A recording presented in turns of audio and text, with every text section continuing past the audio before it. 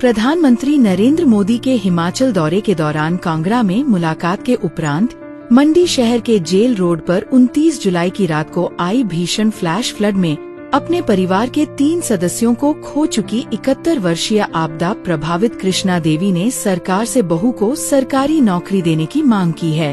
यह हादसा कृष्णा देवी के हंसते खेलते परिवार को पूरी तरह उजाड़ गया। इस घटना में उनका छोटा बेटा बलवीर सिंह, पोता अमनप्रीत सिंह और बड़ी बहू सपना नाले के ऊपर बनी सड़क से अपने वाहन हटाते समय बाढ़ की चपेट में आकर मौत का शिकार हो गए। वहीं बड़ा बेटा दर्शन सिंह भी बाढ़ की लपेट में आ गया और अपनी दोनों टांगे गंवा बैठा। फिलहाल वह एम्स बिलासपुर में उपचाराधीन है। कृष्णा देवी ने बताया कि जब उन्होंने बीते रोज प्रधानमंत्री मोदी को अपनी आपबीती सुनाई तो वे भी कुछ देर के लिए भावुक हो गए। पीएम मोदी ने इस दौरान सभी प्रभावितों की बातें बड़े धैर्य और प्यार से सुनी और हर संभव मदद का भरोसा दिलाया।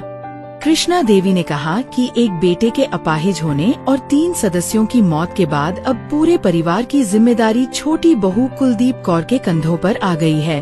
कुलदीप कौर के 3 बच्चे हैं जो वर्तमान में कॉलेज में पढ़ाई कर रहे हैं। ऐसे हालात में यदि सरकार उनकी बहू को सरकारी नौकरी प्रदान कर देती है तो परिवार की आधे से अधिक चिंताएं दूर हो जाएंगी। ये दुर्घटना हुई है जी, बच्चों की डेथ की वो बात उनसे कही, उन्होंने बहुत ध्यान से सुना और वो इतने भावुक हुए बात को सुन के।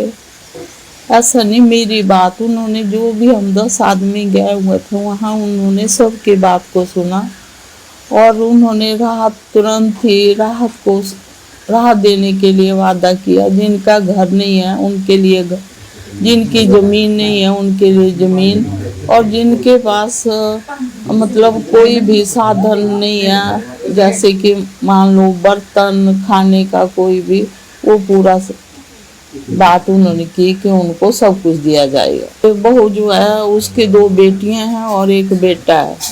आगे के लिए उनका रोजी रोटी का कोई साधन नहीं है। मेरी उम्र 71 साल हो चुकी है, मैं अब वैसे कुछ कमा नहीं सकती कि मैं इनकी परवरिश कर सकूं।